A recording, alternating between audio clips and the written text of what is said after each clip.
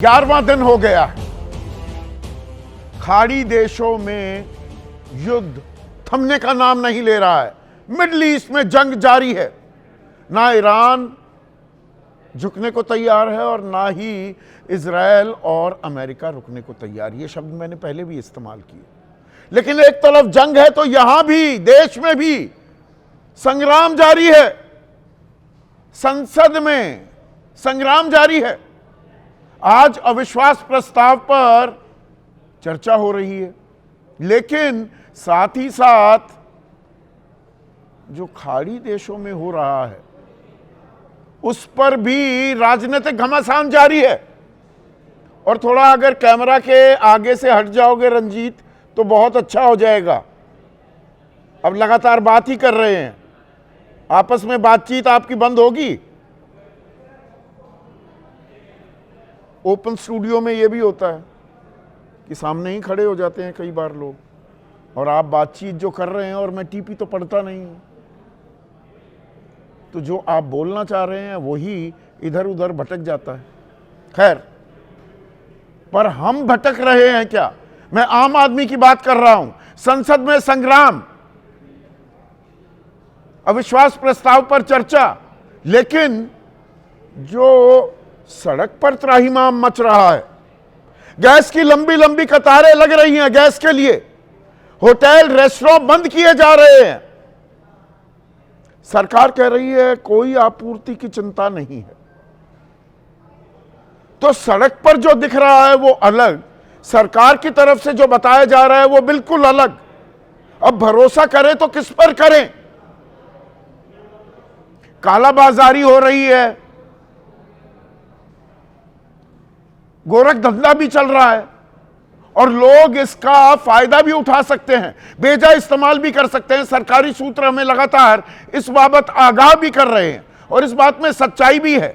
लेकिन जब आप एसेंशियल कमोडिटीज एक्ट भी लगा देते हैं, इन सब बातों को रोकने के लिए, तो कहीं ना कहीं क्या चिंता का सबब है। और 60 रुपए दाम तो बढ़ा दिए एलपीजी के, और कमर्शियल गैस के तो 115 रुपए। और ये दिक्कत अब क्या तेल में भी दिखाई देगी? तेल में भी खेल होने वाला है क्या? और आम आदमी की रेलम पेल हो जाएगी क्या? यह अपने आप में एक बड़ा सवाल है। पर सूत्रों के हवाले से बताई जा रही हैं खबरें, मैं उसकी तफसील आपको दूंगा, क्योंकि आज एक कैबिनेट की बैठक भी हुई और कैबिनेट की बैठक के बाद उसकी ब्रीफिंग हुई।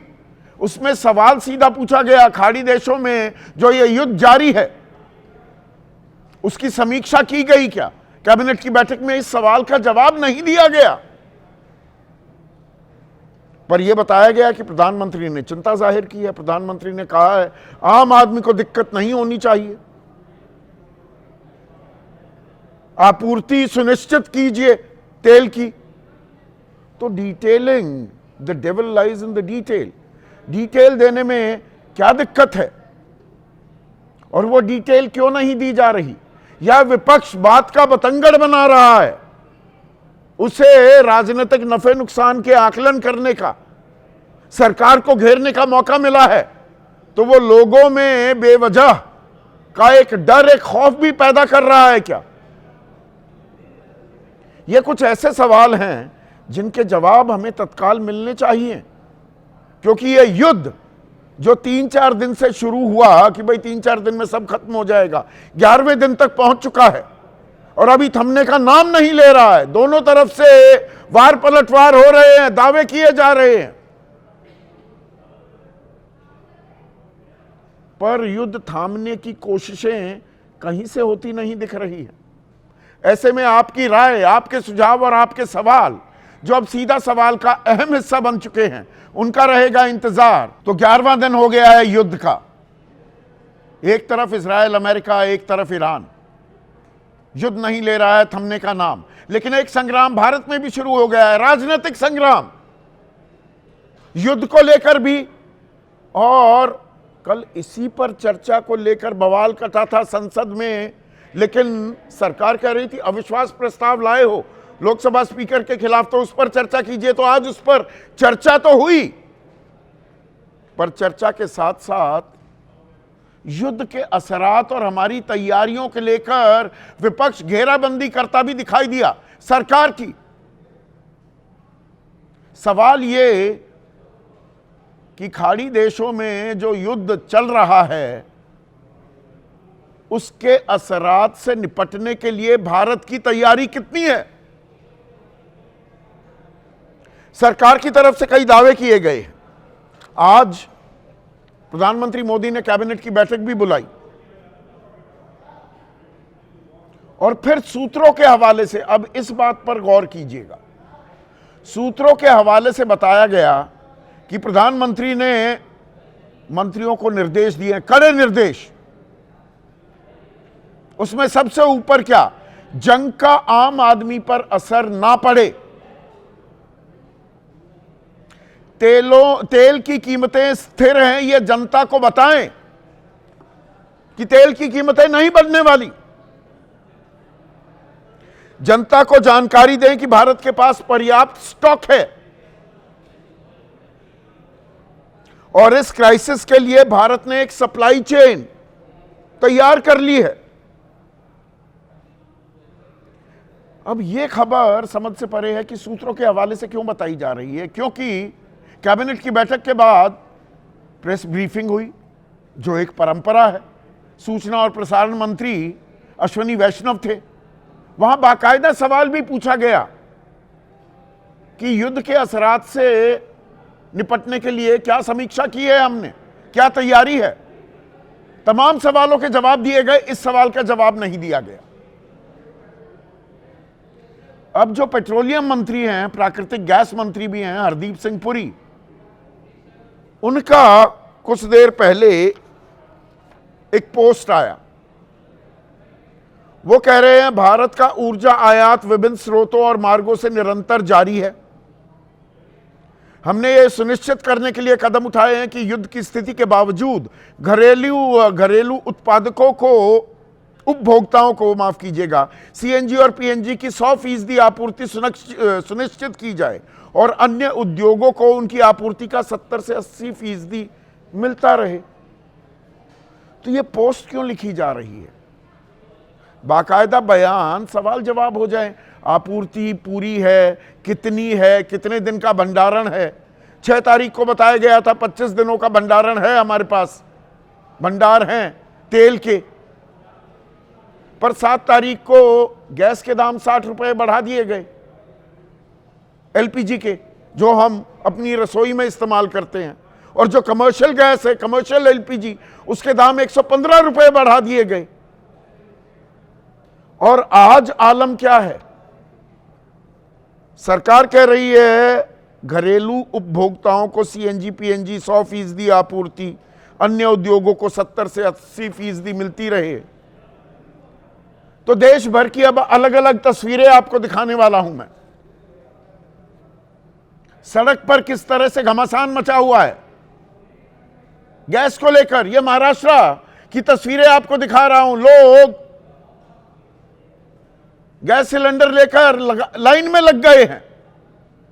ईसीए लागू कर दिया गया, एसेंशियल कमोडिटीज एक्ट 1955 का कानून।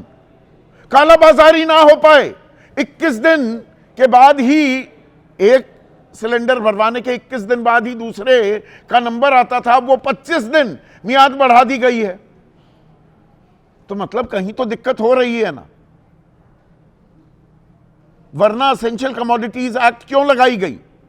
भोपाल में कमर्शियल गैस सिलेंडर पर रोक लगा दी गई है। चंडीगढ़ में सिलेंडर गोदाम के बाहर लंबी लंबी लाइनें देखने को मिली। दिल्ली में कई कमर्शियल सिलेंडर गोदाम खाली हैं। लखनऊ में गैस एजेंसियों के बाहर लंबी लाइनें लगी हैं। मतलब दिल्ली, मध्य प्रदेश, उत्तर प्रदेश, महाराष्ट्र,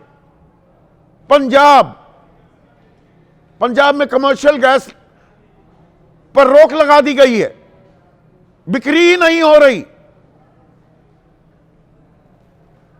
जो national restaurant association of India है, उन्होंने आधिकारिक बयान दिया है 95% रेस्टोरेंट का संचालन प्रभावित होगा। 95%।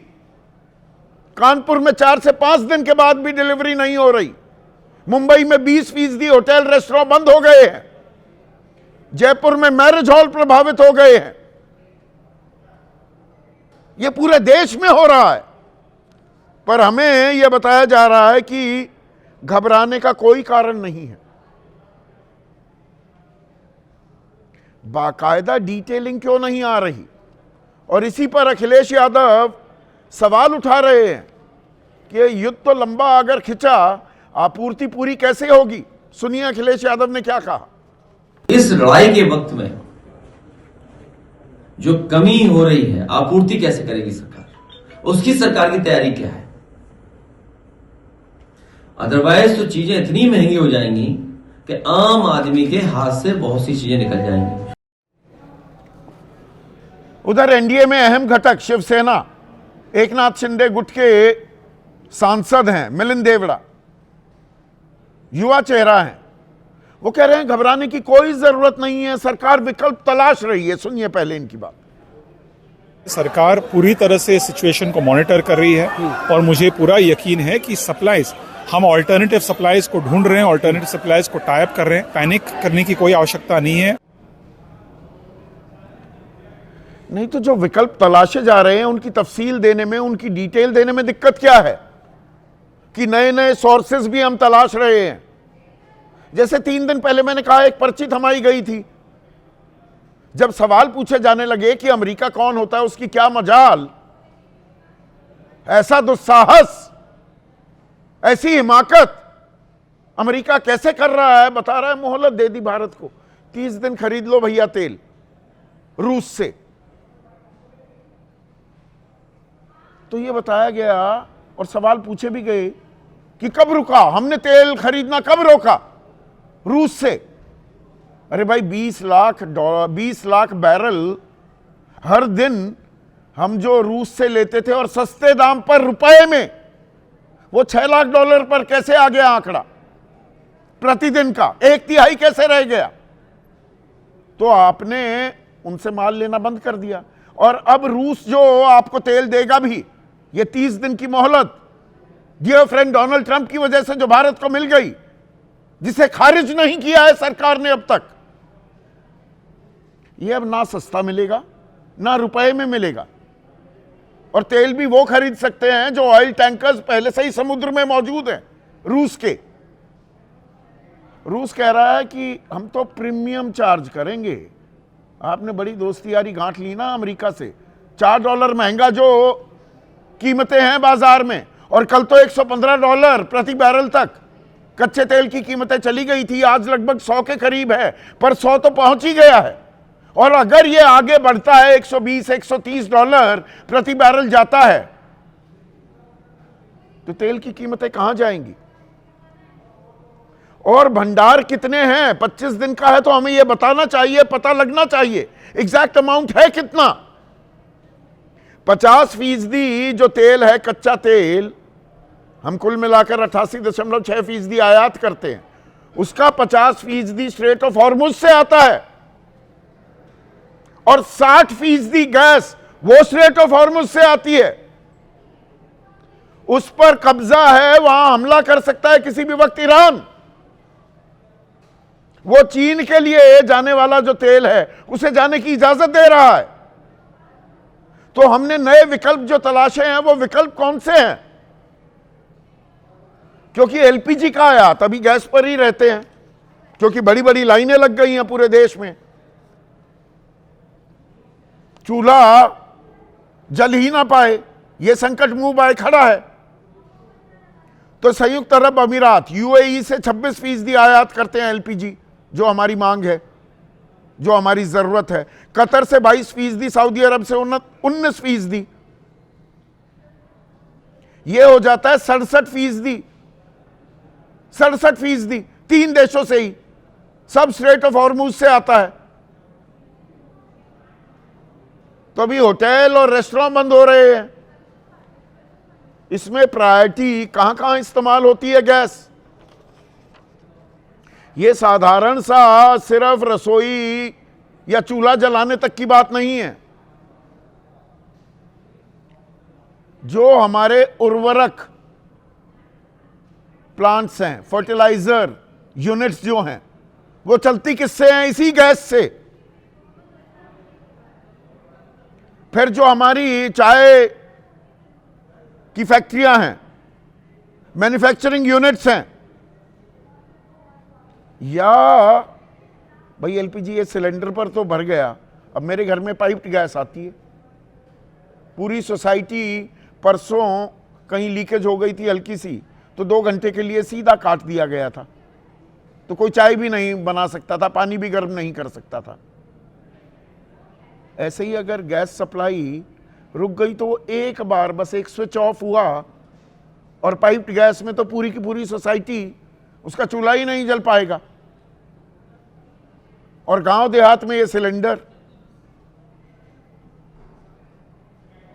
और 20-25 दिन से ज्यादा एक सिलेंडर चलता नहीं है एक आम परिवार में।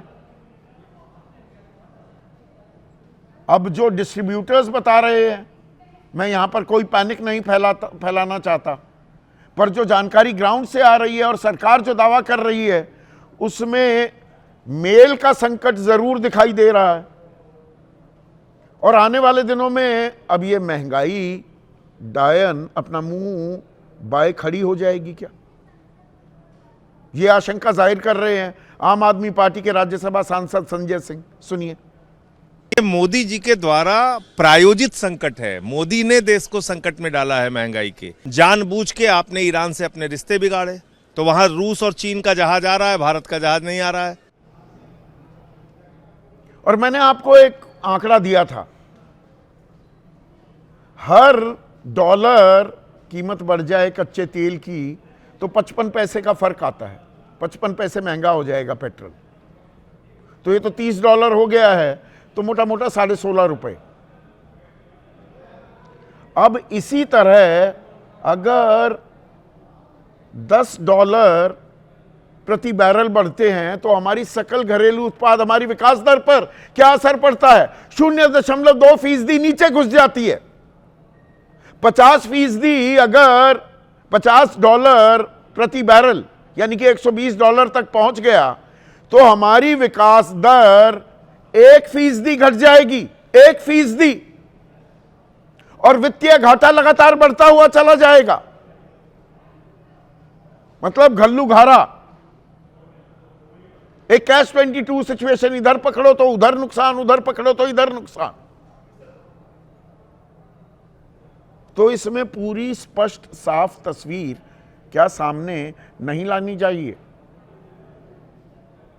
इसी पर आज हम चर्चा करेंगे। ऐसे में आज का सीधा सवाल, संसद में संग्राम, सड़क पर गैस के लिए घमासान और तेल का खेला, आम आदमी के लिए नया झमेला। आने वाले दिनों में जेब पर मार पड़ेगी।